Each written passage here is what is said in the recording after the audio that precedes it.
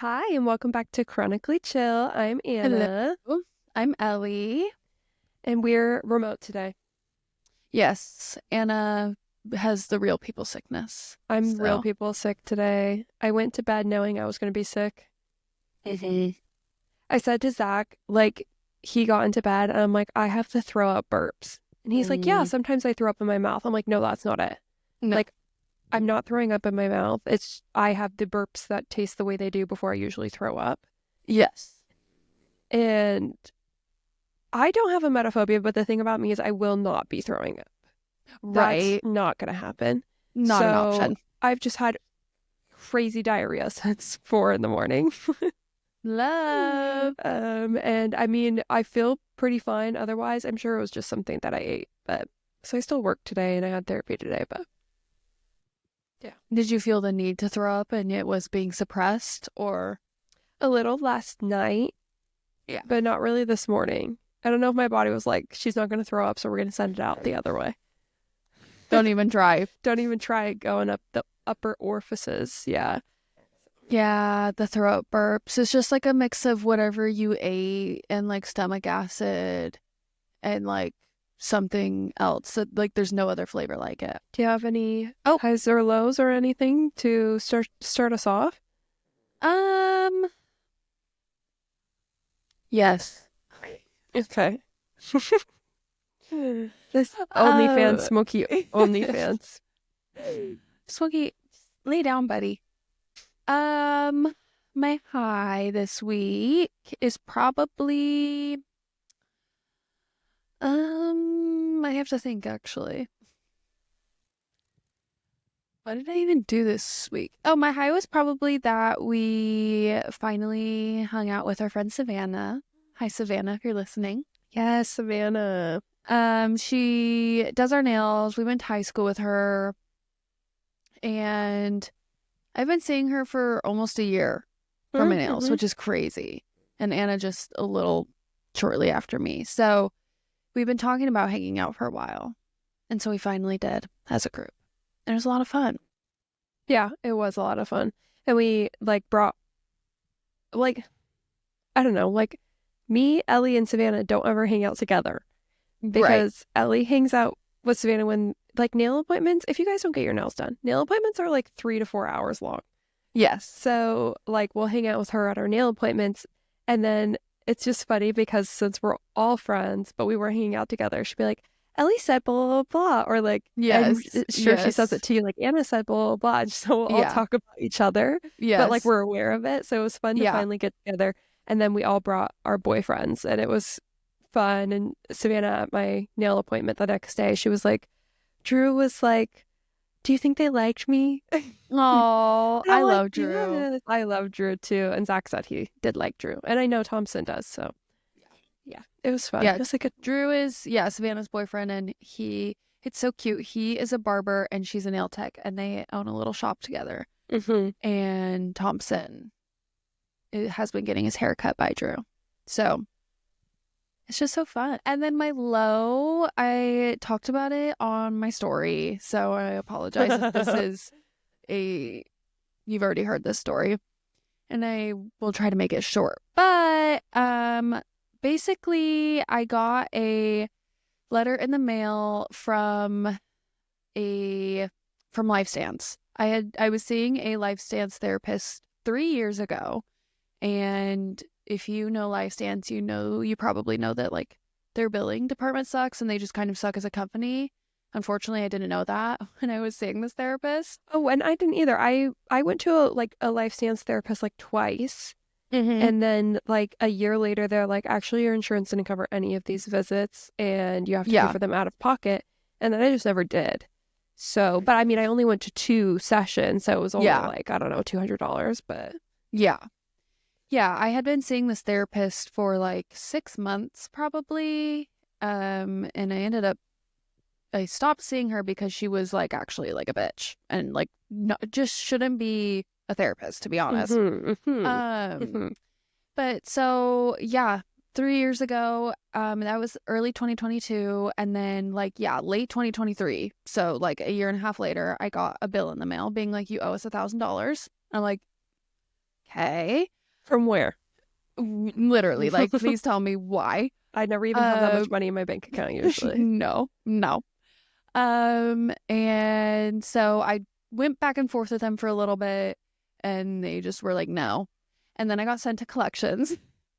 And then after I got sent to collections, I put it on a payment plan.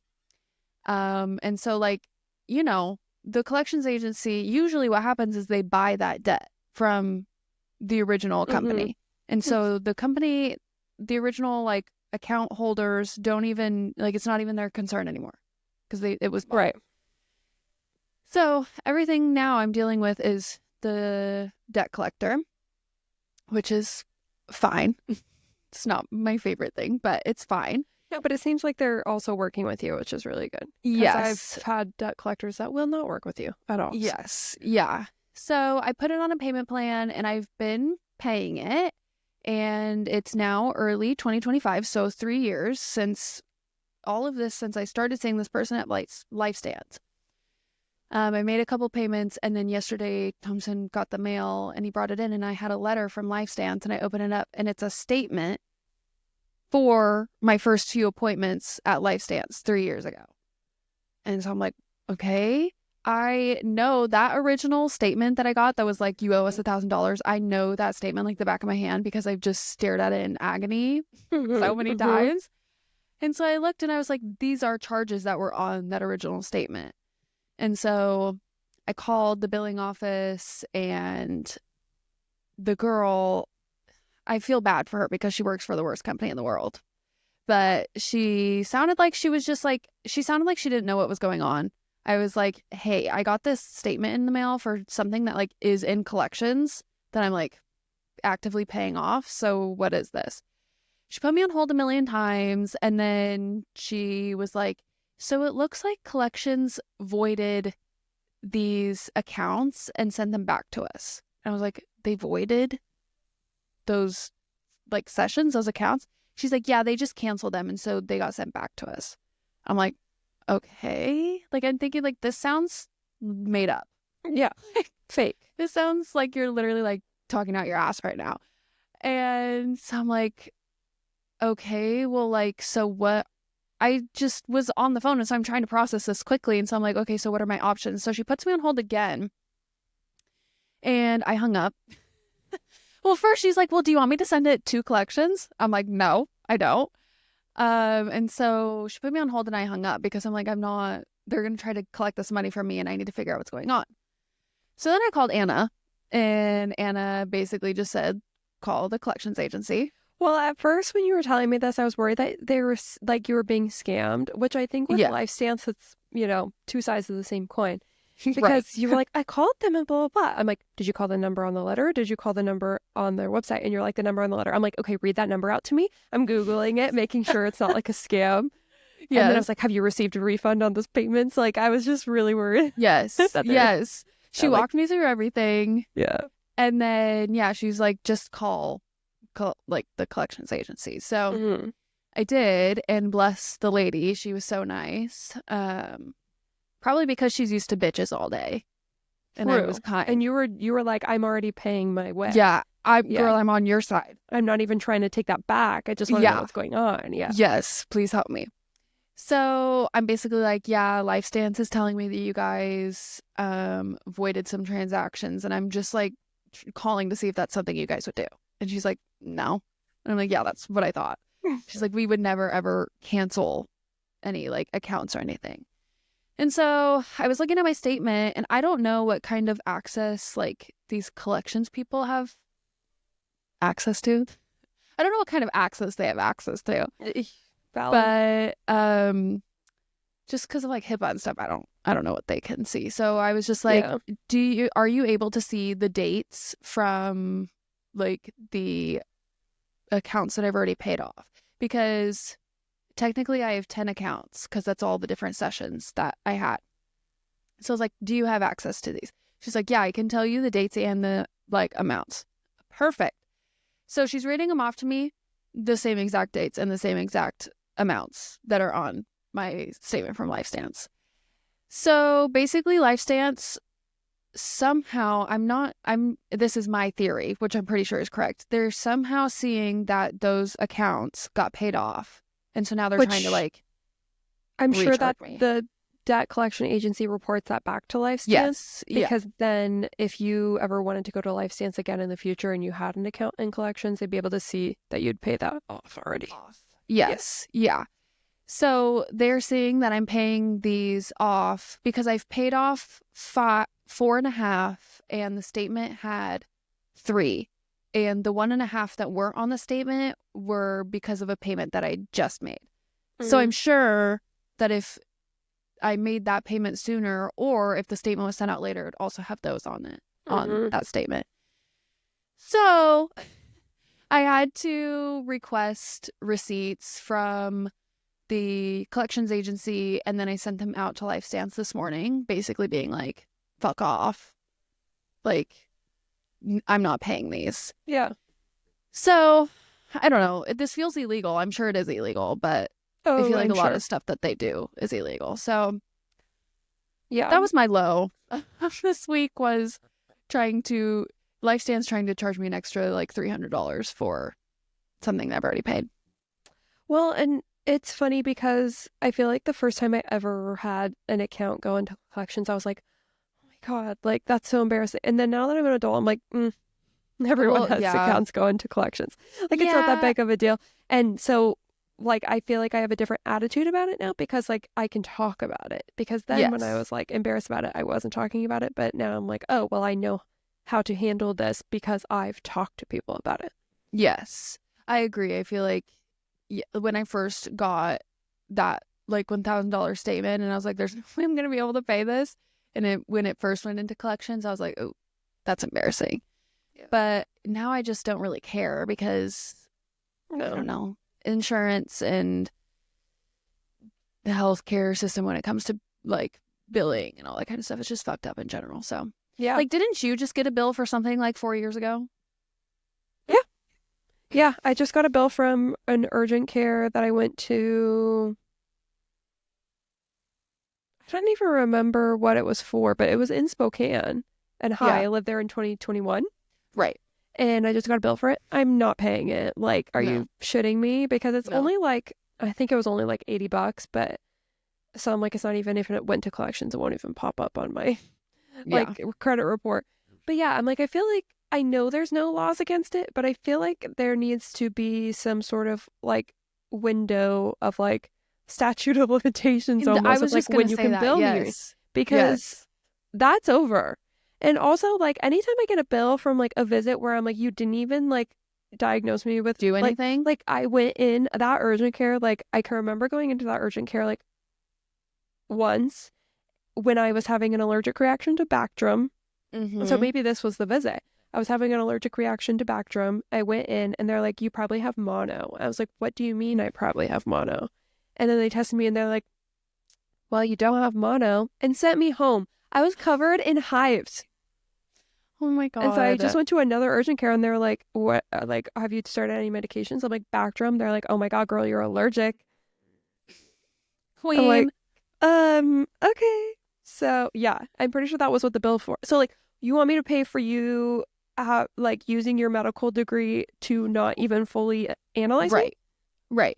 And you want me to pay for you to take your sweet old time to bill me?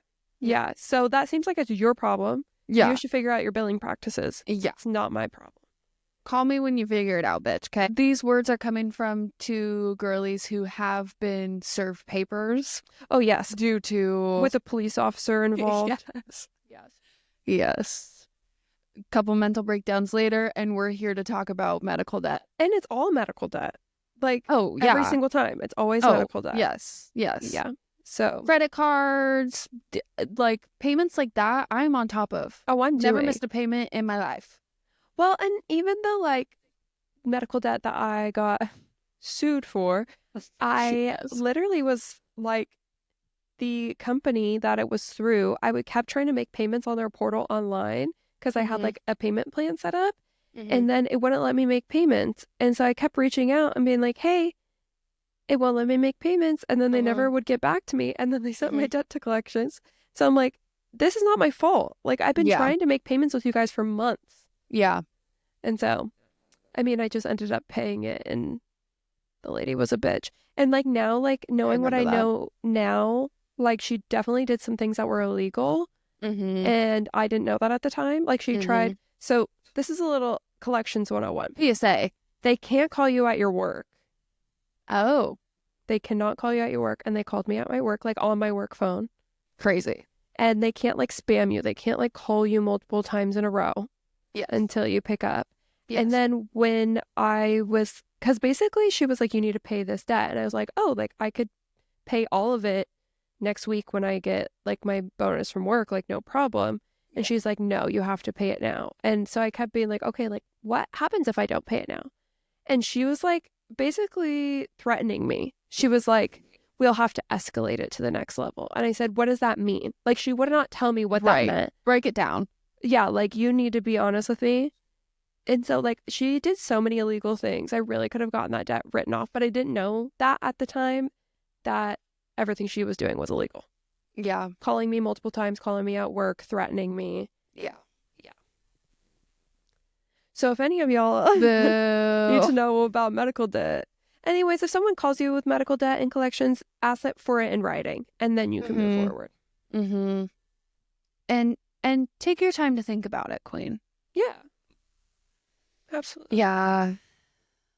So anyways, that was my low this week. The life stance girl did like, because I hung up on her. Yeah. Because I'm like, she's gonna basically come back and try to get me to pay for this, and I need to figure out what's going on. She's tried calling me like a million times since then, and I just keep ignoring her. Well, girl, stand up. Yeah. So I guess my basement is probably the girl at Life Stance. Yeah. No, I won't put her in my basement because really she was giving the vibe of like, she sounded like we were the same age. She might have even been younger than me. And like, she just sounded like she was like pulling stuff out of her ass. So like, I bet that she just like didn't know what to say and didn't know what to do. Yeah, or probably I mean, like not trained and like. I was just gonna say, sounds like with her putting you on long holds, she's probably in training right now, and she's like, she said this, and then her supervisor's like, okay, so you need to blah blah blah, and then she's probably like picking. She's like she's working out. Yes. There were a lot of like long pauses and like So I'll just put Life Stance as a company in my basement. Okay. Yeah. I think that's valid. I do want to make a disclaimer. I do know people who work for Life Stance, and they are great people. I know a couple of people who are providers at Life Stance, and a couple of people who work like in Life Stance offices, and I love those people. It's just the company. It's not you. It's the company. Yeah. Absolutely. Okay, what about you? Take it away. My other high was from another time Ellie and I hung out. So my high was on Friday. Ellie and Emma and Emmy came over, and we had like a girls' night, and we caught up, and we did crafts, and it was a good time. And we hadn't seen Emma in so long because we were supposed to do a Galentine's that ended up getting canceled because pretty much all of us weren't feeling great. Yeah. And so we pushed it to Friday night. And so, we just all came and hung out. And it was just so good seeing Emma. And she looked so beautiful. So beautiful. She looked so beautiful. She had just had a photo shoot that day. So she just looked stunning. And then she left. And then because she wasn't feeling well. But so I was glad she was at least here for a little bit. But then when it was just me and Ellie and Emmy, it was a kind of like catching up on tea that I had to like screen share things onto the TV. Yes. And like that's how you know it's good. That like I'm like I have to show you a screenshot of this crazy shit. Yes. And so we were like screen sharing it. Emmy was reading things out loud. Like it was just such a good time. It was. Ellie and I like have the same brain almost, where like we have a lot of the same viewpoints on situations. So it's always nice getting a outside perspective of being like, are we just being haters? And then Emmy being like, no, like this is actually crazy. So that was fun. That was my high. It was good. And just seeing Emmy. And then, and Emma, which obviously. I want to give a quick shout out to her. She just got her tonsils out, and I'm so proud of her because she was so nervous, and she did it anyways. Exactly. Nevertheless, she persisted. Yes. I took her some bone broth on my way home from my nail appointment. I was like, this is what I used when I had to be on a liquid diet. So hopefully they're of use to her, but I'm sure they will be. Yeah. And then my low is I have a piece of glass stuck in my foot that I didn't even try to get it out for you. I know. I just can't get it out. It's so, yeah. It's just not a good time. Does it hurt? Yes, but it's like at this like weird part of my foot where like it's obviously on the bottom of my foot because I stepped on it, but it's like where my like your foot starts curving to go up towards your toes. It's like right up there before your toes start. So like I'm not always really putting pressure on it. It's just like every once in a while. Yeah. If I like go up on my tippy toes or whatever. Yeah. And so like when I wear shoes, I don't even feel it. But when I'm barefoot, I feel it way more. So that's my lows, that I have glass stuck on my foot. And like I'm familiar where the glass is from because we broke a pitcher. So it's not like a dirty piece of glass in my foot. And I'm glad it was me and not one of the cats. But yeah. And then for some reason I used to get glass stuck in my foot all the time as a kid. I went to urgent care like 4 or 5 times as a kid to get glass taken out of my foot.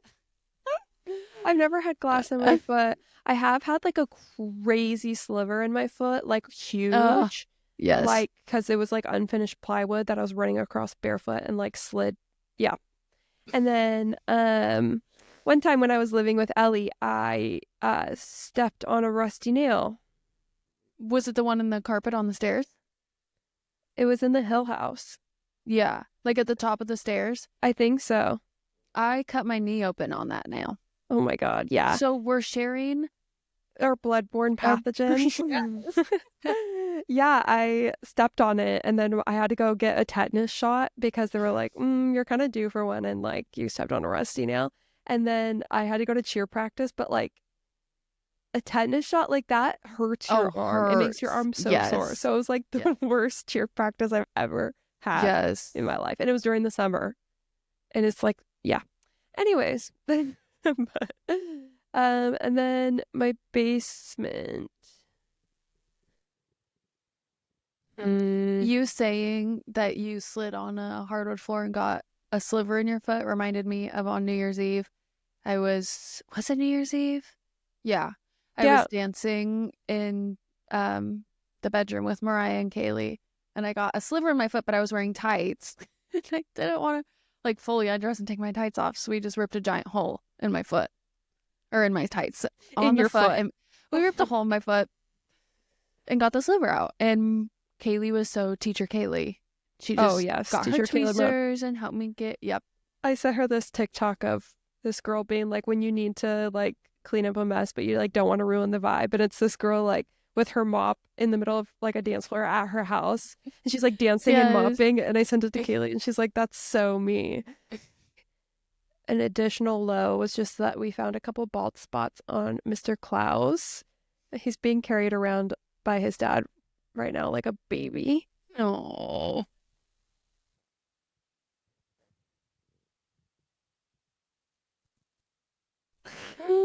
Oh, that looks like toast. Oh, it's a Klausy. This is a Toasty. Baby. Oh, hi, Toasty.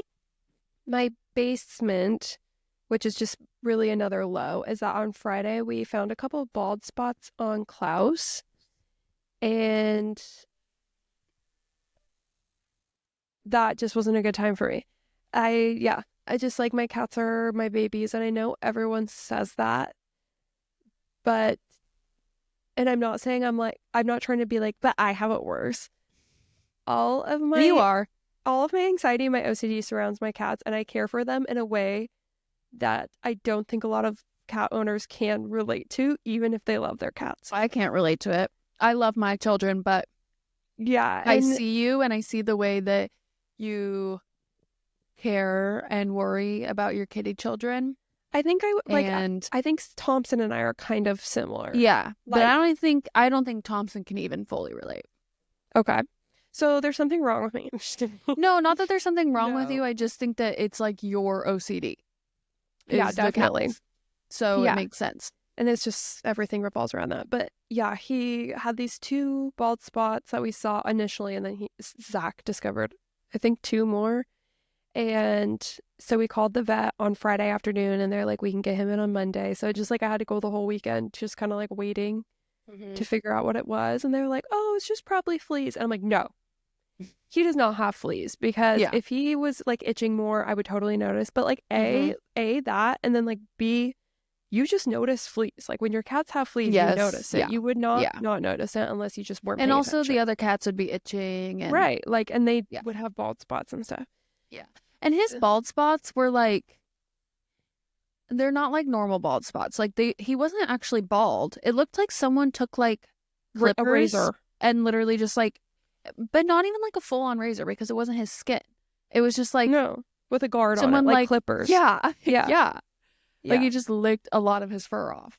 Yeah, and it happened like overnight, because like I would have noticed it the day before. Like I touch my cats a lot, because they act weird for 1 second, and I'm pressing on their tummy, making sure that there's no like pain spots or lumps or anything. So like, yeah, it was just crazy. And then so we went to Zach took Klaus to the vet. He hates the carrier, so he was crying so sad. It was so sad. And then Zach took him, and that was when like so in Oregon we got a couple tornado warnings, and that's when the rain and wind started, was when they were going. And so Zach had to like find a towel in his trunk and cover the carrier with it.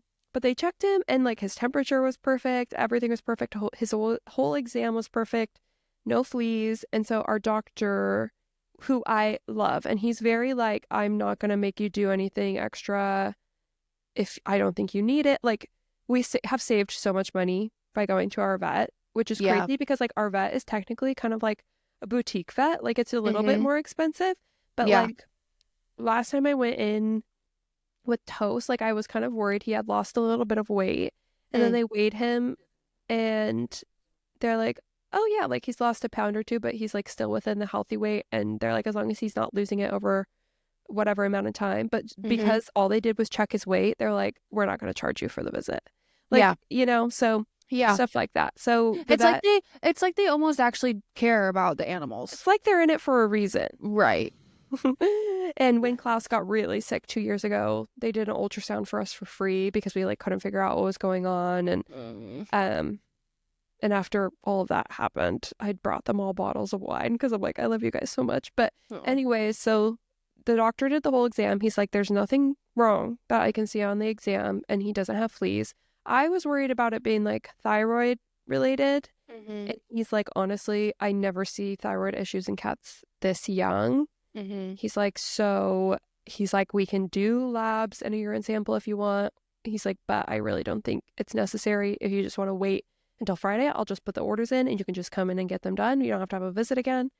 And so we decided not to do the labs. But he said that he maybe was just like feeling particularly distressed, and like maybe was grooming, like he was just kind of anxious. Zach was like, well, maybe he like licked something in the sink, or like got something on his fur that he like really, but I'm like, but the pattern is like the same on both sides, so I don't know about that. And then Brady Joe, who's I just call her my sister-in-law, but she's a vet tech, and she said that, she's like, have you switched detergents or anything? I'm like, oh, I have switched detergents. So I'm going to try and get a sensitive one, but and watch the blankets and stuff in it. But we don't really know, but he is acting normal. Yeah. That was like when Coraline got super itchy and she was getting bald spots, and I tried to make her a vet appointment, and I had to wait like a week or 2. I texted Brady Joe. And I was like, is there anything that I could do to like, while we're waiting, do I need to get her in like more urgently?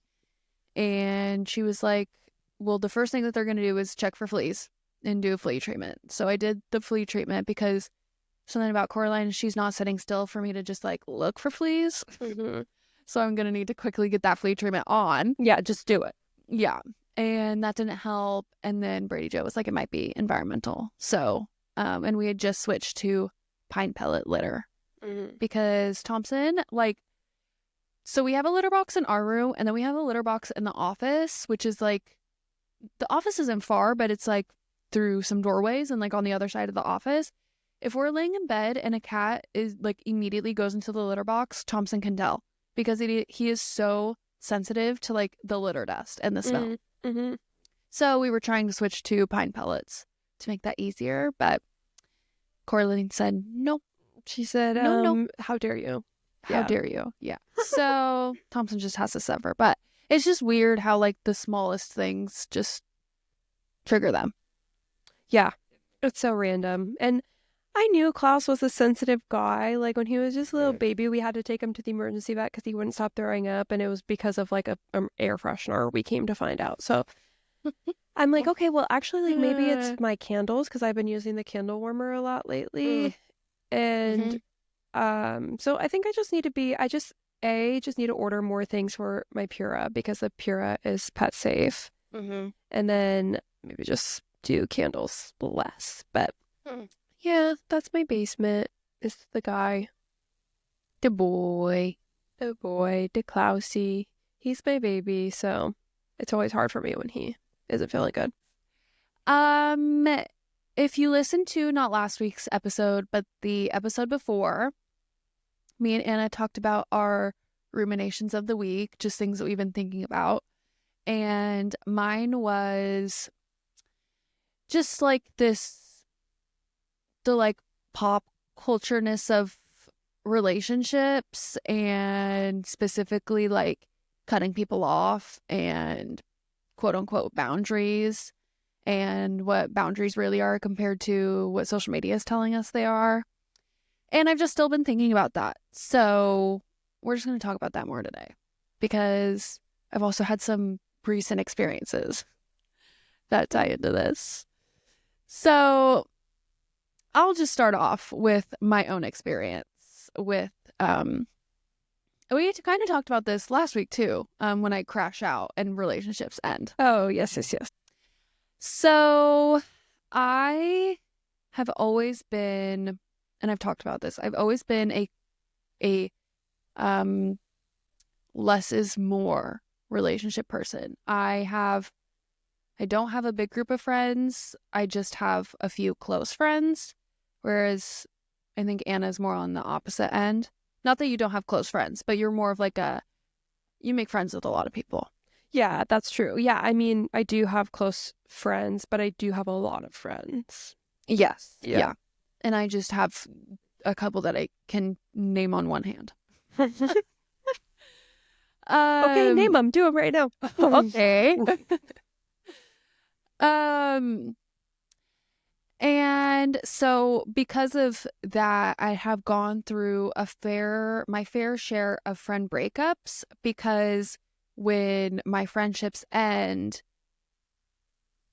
it's a little harder because I was so close with those people. So I think like the most like tame friendship breakups I have were just like my friends from high school. And it wasn't really like a friend breakup. It was just that you grow up and you're not friends with your friends from high school like anymore. We just all grew into different people. I still see some of them. Some of them I don't see anymore. And those people, for some reason in high school, like I just had a really hard time making super close connections. It was really closed off. I don't really know why, but I just was. And so those friendship breakups, whatever, like I still talk to those people. We still follow each other. We're just not close friends anymore. And then I feel like as I've gotten older and as I've gotten into more close relationships with friends, things just get uglier. Yeah. Because you have that close relationship with people. I really didn't have my first like super close bestie friendship until probably like 3 or 4 years ago. I met someone who I like immediately bonded with on so many different levels. Just like our like our sense of humor and our past. And she also had emetophobia, so that's great. And just like there were just so many similarities that we became friends really quickly, like really fast. We also worked together.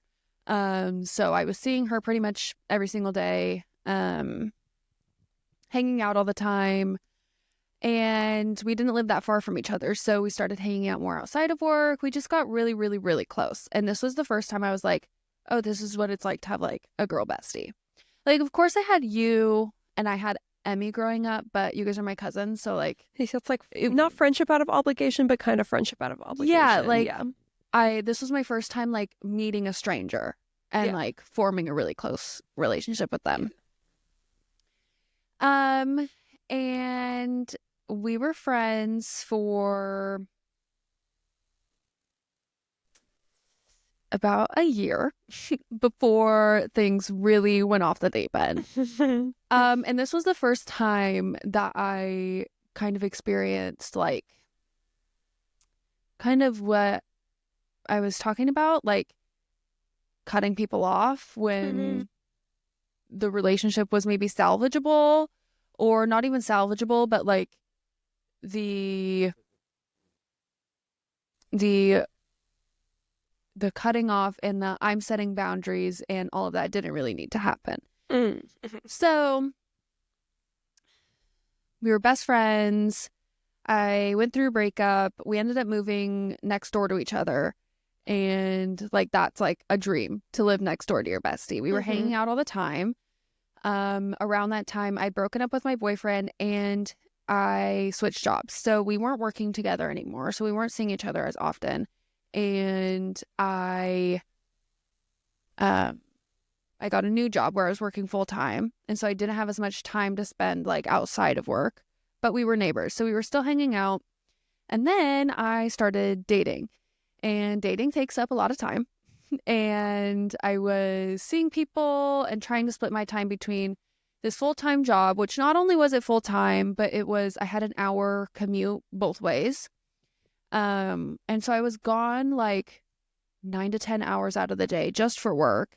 And then I was seeing people. I started seeing Thompson, and so I was spending time with Thompson.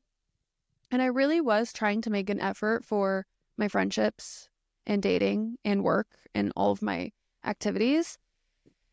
But to this person, they just didn't really value that. I think that I don't really know. I'm not going to pretend to know her thought process and why she got so upset, but she got really upset. And I really tried to like, you know, what can I do to like make you feel like I, you know, want to spend time with you? Like, what is it that's bothering you? Is it the amount of time? Is it like what is it? I really, really was trying to work on it. And it got to the point where she was basically just like, you like don't respect me and you don't respect like my needs in a relationship and my boundaries. And really it was just like a me. And because this was the first time I was experiencing that, like I felt horrible. I was like, oh my God, like I am the worst person in the world. I am hurting her. Like totally cut me off. Like, yeah, sure. And then I went like through the whole grief process. Like I talked about last week, I like crash out. I didn't crash out to her, but I was, you know, angry and then sad and then all the other things. And then I finally accepted it. And I feel like now Smokey's back. Back. This was like, if it was like the end of 2022 that this all happened, it's been like 2 years. So I was finally, I had finally gotten to a point where I was like, okay, you know, I can see both sides, but also like I can understand that like that really wasn't my fault. And I was doing the things that I felt were best for me in that moment. And it wasn't like I wasn't doing anything specifically to her. Mm-hmm. I wasn't ignoring her. I wasn't like not seeing her anymore. I wasn't not spending time with her. My speculation is that she just didn't like that I was having other priorities in addition to her. And so she cut me off. And it was like a very big like argument, fight. I'm blocking you. We were still neighbors at this point, so it was really awkward. We were like walking by each other. Blocking you, like, don't text me, don't call me, don't like a big, huge blow up. And so, yeah, I had gotten to the point where I was just like, okay, like, I did what I could, and if, you know, that was really, really unwarranted. That was my first experience understanding what it was like to be on that end of I'm cutting you off. I feel like I had done things close to that with like exes, maybe, of like, you did this to me and I'm cutting you off because blank, blank, blank, blank, blank. And so that was my first experience being on the other end of it and being like, oh, like that is really like one side of this whole story. Oh, and totally. You're just taking that and running with it. And there's like no room for even like not to like fix this relationship, like I said, but even to just like cordially end this. Well, yeah. And I feel like I don't want to get too specific with it because of who I know listens to the podcast, but I had a situation where I decided to make a life change, and the person who was affected by that life change basically like said that I was stabbing them in the back and like all this stuff, when it was like a really, really personal decision I had to make for myself. And like, although I loved them, they were not involved in me making that decision at all. And so, and I, in that instance of when they were saying these things to me, my gut reaction was like, oh my God, I'm so sorry, I'm apologizing. And then that whole thing went through and we haven't really talked since then. And then I got to sit back and be like, wait, they really hurt me by saying those things because they're not true. And I didn't even get to like, what they said was really hurtful and I just apologized for it. Like, what the fuck? And so I totally get that, where it's like somebody just like comes out of the gate when that relationship 100% could have been salvageable, but it wasn't after that point. Yeah. Yeah. I know the situation, obviously, that you're talking about. And yes, it was 100% something that could have been salvageable. And before that all happened, felt worth it. Yeah. To salvage. Completely normal relationship before that point. We didn't have any issues with each other. Yeah. And so, yeah, it just, yeah, I totally get that. And I think, obviously, with every relationship, there comes a point in which you may need to cut someone off or whatever. But like, I don't ever think that should be done without clear communication of feelings that are hurt or anything. I don't know. Like things like that. And I think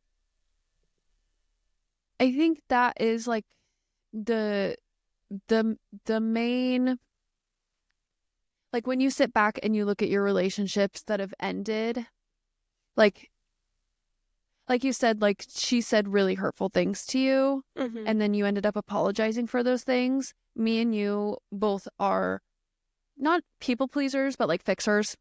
Yeah. So and it's like if it's easier for me to just apologize for this to be fixed, then I'll just do that. Yeah. Yes. And of course, if you do find yourself in a place where you're like, okay, this relationship needs to end, say the things that you need to say to end that relationship, but does it need to be hurtful? No, it absolutely does not. And maybe there is a case where it does need to be hurtful, but I can't. I just don't feel like, I think you can get your point across and your reasonings without being hurtful. Yeah. And I think that is like a main part of just what I've been thinking about is how the whole boundaries and cutting people off fad, I feel like, is just a way for people to be mean and justify it. Yeah. It's just a way for people to be like, I hate this about you, and I think you're blank, you're stupid, you're like whatever. These are all the things that I don't like about you. And I have to say that because I need to set my boundaries and I need to cut you off. And I need to and do then my blank, boundary blank, blank. now, after I said all these things that are mean to you, before you can say anything back, are I'm blocking you and we're going You can't talk no to me. contact, because that's my boundary. Yeah. Yeah. I totally agree. I think for an example is like, I am not talking to my dad right now. And the reason I'm not talking to my dad is because this is a whole new year thing. I haven't really been talking to him this year. And a huge reason is because I set a very specific boundary that wasn't like accusational. And I said, if you do this, I will no longer speak to you. And I was very clear with it. And that wasn't even like a bad conversation. And not only if you do this, I won't speak to you, but if you do this because of these reasons, these multiple reasons that of things that have hurt me or that could possibly hurt me, then. Right. It wasn't without like an explanation, and the well thought out explanation, and not only how it affects me, how it affects a lot of other people. And so, and that whole conversation, like I said that, but it wasn't like we argued, like it's like I came to him, we had this conversation, I said that to him, and we still ended the conversation and talked a couple times after that. And then the thing that I said, if he did that, I wouldn't speak to him, he did. And then we haven't talked. And that's me setting my boundary. But also, I don't really consider that cutting him off, because I don't think that I will never speak to my dad again. Yeah. But it was a boundary that I set. Yeah. And I was very clear with it. Yeah. Yeah. And of course, like, I don't want to come across as like I don't believe in boundaries, or I don't believe in like cutting people off, because there obviously is a time and a place, and you can't be friends with everybody, and you can't like you said, with every relationship there probably comes a point where like that relationship isn't serving you anymore. But to go into, like you said, like I'm getting all these feelings out and then I'm blocking you and you can't talk to me again. This person that I had this experience with recently unblocked me. And not that I was out there searching. They are a service provider. I feel like if you know me, you know who I'm talking about. But they're a service provider in a field that I was looking for a new service provider in. And so I was looking up on Instagram, like blank, blank, blank in Portland. And she popped up. And so it just brought up more frustration. It brought up a lot of mixed feelings, obviously. But it brought up more frustration because in the span in between the time that we had that friendship breakup and now, when she unblocked me, I had sent her a text because obviously I had been ruminating on this for like a long time and thinking about this person because we were so close. She was my first like best friend, like female best friend. I was really, really hurt. And I know that obviously I can sit here and be like, I don't feel like I did anything wrong. And I don't feel like I did anything wrong to warrant that kind of reaction. Yes, but obviously I'm a human being and I make mistakes. And so there were just things I wanted to apologize for that I didn't feel like I got to get across. So I sent this text apologizing, and, just like taking ownership for the things that I know that I did that, maybe hurt her, and just letting her know, like, I've moved past it all, and I just want you to know, like, I have no hard feelings, and I hope you're doing great. And she was in the middle of a lot of, like, life transitions when this all happened. So I just like wished her well. And not that I expected to hear anything back. I did not expect to hear anything back at all. I didn't expect the text to go through. And Number one. Right. And honestly, I expected if it went through for her to just then block me. But it was just something that I felt like I needed to get out there. And if she was to receive it, then hopefully she saw that and was able to have a little bit of closure. So when I saw that she unblocked me and there was no response to my message, it just hurt a little bit because it felt like, okay, so this is just like, not that we have a relationship anymore, but this has just always been on your terms. Yes. I was just going to say, it's like she's like allowing you access to her. Yes. Which like you can totally, you guys, I block probably at least one person a day. Yes. I am a blocker. Yes. I love blocking people. It's never really like people I know. It's always like crazy influencers. Being like, seed oils are bad. Okay, I'm blocking you because I just don't even need this. But I do think in those situations, like I have had exes that would do that they would like block and unblock me and block and unblock me and follow me, and then they would DM me and then I wouldn't respond and then they block me. Like, that's just so stupid. Like, I just it's so stupid. Like, yeah, I don't know. I just like, maybe it's because I am such a blocker. Like, when I block you, it's over. Like, bye. You are not coming off of that block list. Yeah. So, and I don't ever do it as like, and I'm gonna block them. Like, it's more just leave like, a comment. I'm blocking you. Yeah. Just so you know, I'm blocking you. Wait till they read it and then block them. Yes. But yes. No, it's more like, I can't and I don't want to see this. And I don't ever block in like the middle of the argument or the disagreement. It's always like after. Yeah. I don't know, because mostly for me, it's exes, because I haven't really had like a friend breakup. Ellie and I had like a little bit of a friend renaissance, but yeah, like I haven't really ever had like a friend breakup, so I haven't really done that with a friend. But I don't know. It's just, yeah, I don't know. It just feels weird, like from her perspective of things. Yes, and it really just felt like it's all, like she's allowing me, or that the whole end of the relationship is just on her terms. And I think that is so unproductive for both sides.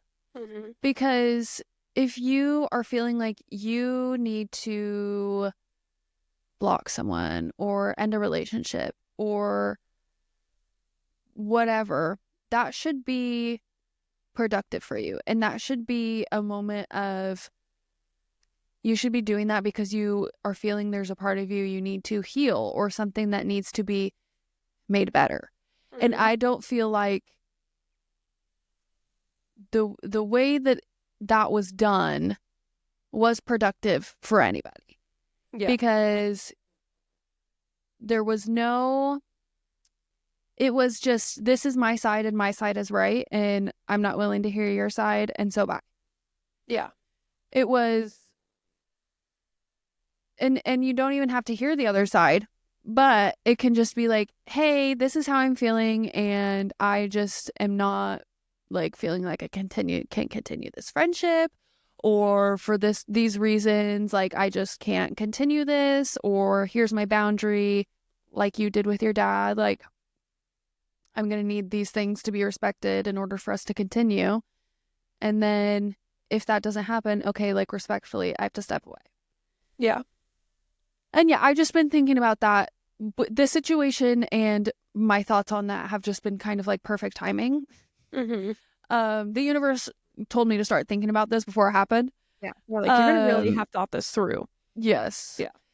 Just because I think I really hate the narrative of me and yes, you should protect yourself, but protecting yourself doesn't always look like cutting people off and not allowing productive conversation. It's just like, that's another example of like 70, and we've said this to Emma before, of like, you setting boundaries and somebody reacting to them is more of a reflection on them than it is on you. Like, when you're healthy at setting your boundaries and being like, hey, like, this is how you're hurting me, and then they react really negatively, then that's not a reflection on you. Of you. So long as your boundaries are appropriate.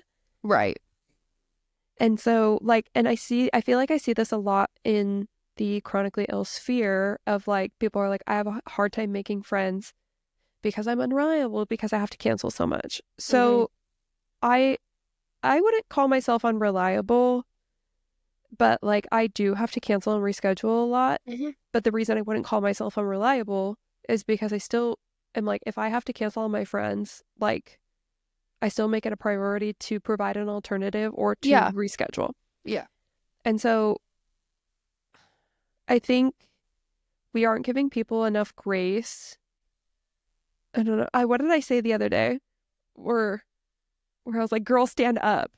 It's like, yes. Well, it's like, in a way, like, stand up to yourself. Like, be accountable for yourself. And I'm not, like, and Ellie and I have had this conversation many times, and I can't remember if I've said it on the podcast, but guilt is a notification that you're acting outside of your values. Yes. Guilt is not a bad, quotations around bad, feeling, because it helps you be like, oh, like, I'm maybe doing something that I actually don't feel good about. Or I hurt someone's feelings and I'm feeling guilty about that. So I need to take accountability and I need to apologize. But I think bring back guilt, honestly. But I think like, with pop psychology and, like, all of that and, like, social media, we're kind of, like, falling into this, like, I feel guilty and it's your fault that I feel guilty. Yes, I agree. I think guilt is a very productive emotion. And I feel like with pop psychology, there's a lot of emotions and feelings that are deemed negative because they feel negative and they don't feel good, but they're seen as, like, I shouldn't be feeling that. When in reality, it's really important that we feel, like, the full range of emotions, because that's what makes us, like, human and learn and able to feel the other end of the emotions.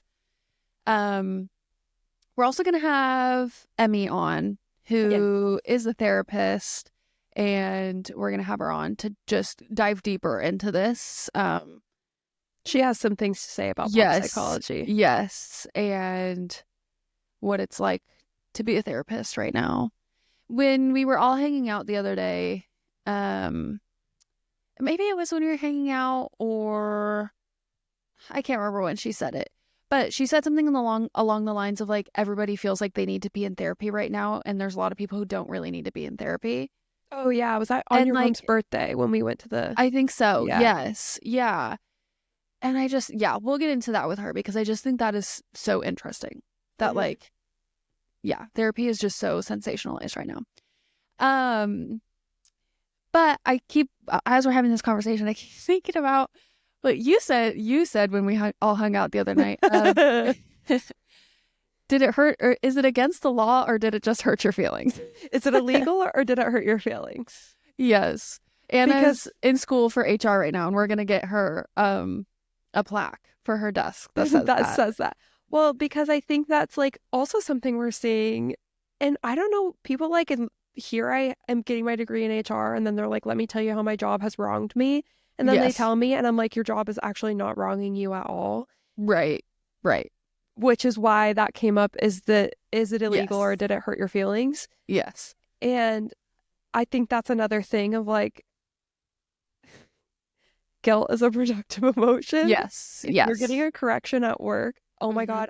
I have gotten a correction at work when I very first started working, like, a full-time job, and it sucked. I felt so awful about it. Yeah.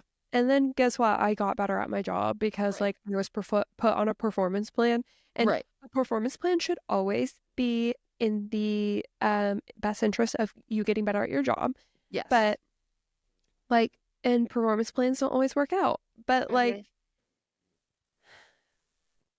well, and I think that just goes into what we're saying here is I don't want anybody to think that as we're having this conversation, this applies to like literally every single situation. Oh my God, no. Yeah. But I would say maybe 8 times out of 10 or 9 times out of 10 it is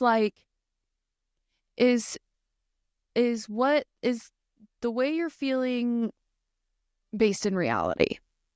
Yeah. Are you able to step outside of yourself? Yes. And see this from a different perspective? Because, like, even with the example I gave earlier where I was trying to be non-specific, I am 100% able to be outside of that and understand how I hurt that other person's feelings. Yes. Oh, and so yeah. I absolutely don't regret apologizing, but I do regret not standing up for myself. Yes. Because obviously I hurt their feelings. And, like, perception is reality, and intent, like, well, that's not my intentions. I don't give a fuck what your intentions were. No. I fucking hate that's not my intentions.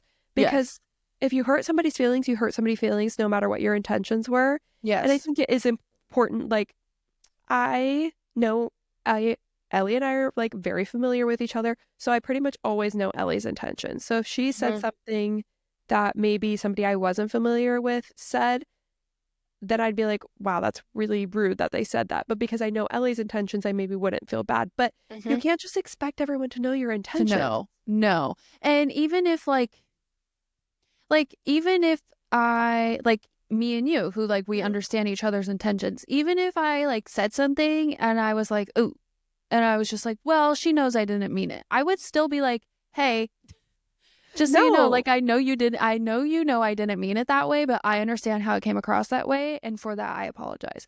Yeah. Well, because, like, even then, like, one time I was like, I remember being like, oh, well, Ellie's not working right now. And then I was like, I'm sorry, I'm not saying you're not working right now. Yes. Like, I'm just saying, like, you're not doing any jobs right now. Like, all that stuff. Like, you have a job, you're a photographer. This is when Ellie wasn't working at the salon. Yeah. But yeah. Yeah. And I think that is just, like, to go along with guilt being a productive emotion, like,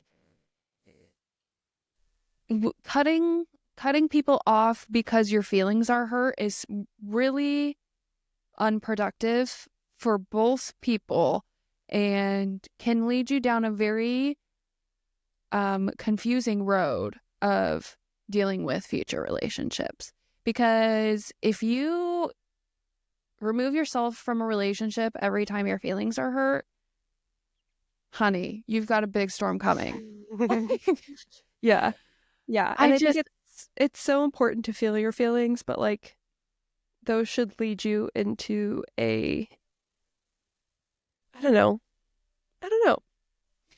Yeah. Like, absolutely feel your feelings. Yeah. And I was just along the lines of, like, everything just that's in social media right now. Like, I feel like such a huge thing that I'm saying is community, and people being like, community this and community that. And a lot of the people who are like, I am needing community or I'm looking for community, like, aren't doing the introspection of, like, okay, but, like, what do I also have to offer to a community? It can't be just like, I want people to take care of me.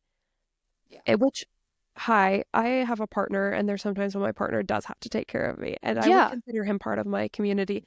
But also, like, I think that people are in that sphere of, like, I want community, I want this, but then at the same time are also like, I'm going to immediately cut you off if you do something wrong. Like, you can't want community and then also have the shittiest boundaries in the world and, like, just cut people off when you're feeling temperamental about it. Yeah. Like, those can't go hand in hand. So if you're wanting to build community, you have to do a lot of that, like, introspective work of, like, how can I show up in a way that aligns with my values? Can you tell I talked a lot about values today in therapy?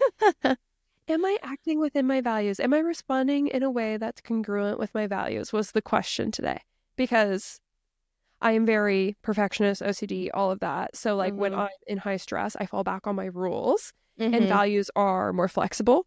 And so values, like, I very much value empathy. Like, I think that's one of my main values. And so, like, I can be empathetic, but that can be flexible where I can be empathetic, but I can also hold people accountable. Absolutely. And then it doesn't mean I have to cut them off. Right. Like, yeah. Right. Yeah. I feel like I've also been thinking about this a lot lately, specifically in my relationship. Not that I've dated a lot, but I've had a lot of, like, medium-term relationships, like a year to 2 years. So obviously I've only lived a certain amount of time, so I can't have a ton of those. But You're just young. Right. the relationships, the romantic relationships I have had have fallen under that umbrella. And this is the first time I'm with someone who I really am like, yeah, this is the person I'm going to spend the rest of my life with. And so when I would have my feelings hurt by other partners, or if we were in a disagreement or something, like maybe a boundary was pushed, I was a lot quicker to like step away or put up a guard or be like, okay, no. Whereas with this relationship, if one of us hurts each other's feelings or whatever, because that happens in relationships, I have been I've just been thinking about it a lot more. I've been a lot more thoughtful of like, how do we healthily move forward in this so we can avoid it again in the future? Yeah. And I think that has played a big part in me thinking about this a lot lately, because it's so crazy that if two people want to heal a relationship, it can happen. Oh my God, absolutely. Or not even heal a relationship. Not that our relationship is needed healing, but if there's a disagreement or something that is negatively affecting one or both parties, if you want to work on it, you can. And you can still have those boundaries, and you can still communicate, this hurt my feelings, like this is a boundary that I have that maybe was pushed, this is whatever, and that can be worked on and it can be fixed. And then you can assess whether the relationship is worth keeping. And I just think that whole step has just been like thrown out the window. Yeah. And I recently listened to an episode of, I have been talking about this podcast a lot recently. It's called The Breakup Breakdown, and she just like interviews people after they go through breakups to like hear their side of the story. And one of her most recent episodes was about a friendship breakup, and where one person, they've been friends since high school and went to college together, and even post grad were like still friends. And she goes through their whole relationship of like her friend becoming an alcoholic. And if you are like wanting, okay, like how do I handle those difficult relationships where like I don't maybe agree with like the choices my friend is making, go listen to that podcast episode, because she just like talks about like how multiple times she had to like confront her friend and be like, you're making terrible choices and like I'm worried for you, and her friend not accepting that, but them continuing to try to work on their relationship until it like finally got to the point where the friend was like, you are hurting me. And she like communicated that, and it wasn't out of the blue. And the friend being like, I completely understand. Like, I totally get that. Because the friend had been communicating for a long time about her boundary. Right. And you can't right now tell me about your boundary that I didn't know about, and that's the reason that you're cutting me off. Right. Exactly. Unless it's obviously something obvious, like I don't know, like talk shit about me behind my back. But like, like you said, I can't be a mind reader. Like, just the steps are what we're missing here. It's the jump from besties or great relationship to enemies. Yeah. So we had to cut a lot out because we got into some conversations that we don't want to have publicly on the pod. So we can't remember what we last had because we just talked for like 15-20 minutes. Yeah. But the moral of the story is, be an adult, be mature. Is it illegal or did it hurt your feelings? Critically think before. Communicate boundaries before it's too late. You can set a boundary at any time. Yes. You have my permission. And you should honor your feelings, and you should check in with yourself often, and you should assess often all of your relationships and whether they're currently serving you or if it's maybe something you need to let go. But those things need to be communicated as an adult and dealt with mutually. Yes. And not just one-sided. They don't just get to be one person's decision. Honey, if you're just cutting people off and you're not allowing the other side, you're not going to grow. And I want you to grow. I want growth for you. I want maturity for you. I want you to be so emotionally intelligent that everything that we're saying right now, it's like, obviously. Duh. I already knew that. Yeah. Because I learned. Because we are the pinnacle of emotional intelligence. I was just saying to my therapist that I was just like, I know a thing or two because I'm old now. and I've experienced things, but I don't want people to think I'm a expert on nothing. I'm not. No experts here. No degrees. No, 0 degrees between the two of us. Okay. Our question for the end of the episode, if you made it this far, either put it in our Discord or message us on Instagram, or preferably comment on the YouTube video. Yes. What is a and quote, like and subscribe. And like and subscribe and notifications on. Yes. What is a quote that you have seen on TikTok recently that has like blown your mind? Because I have a couple. Yes. I saw it the other day. I saw we were never meant to see our own face. Yes. And I was like, oh my God. Like that literally just like changed my life in a way. And then I saw this one like a while ago, but I still think about it all the time. And this is going to be really specific to the overachiever girls of the world who are like me. And I have like this playlist called like Overachiever, and it's just, that's me.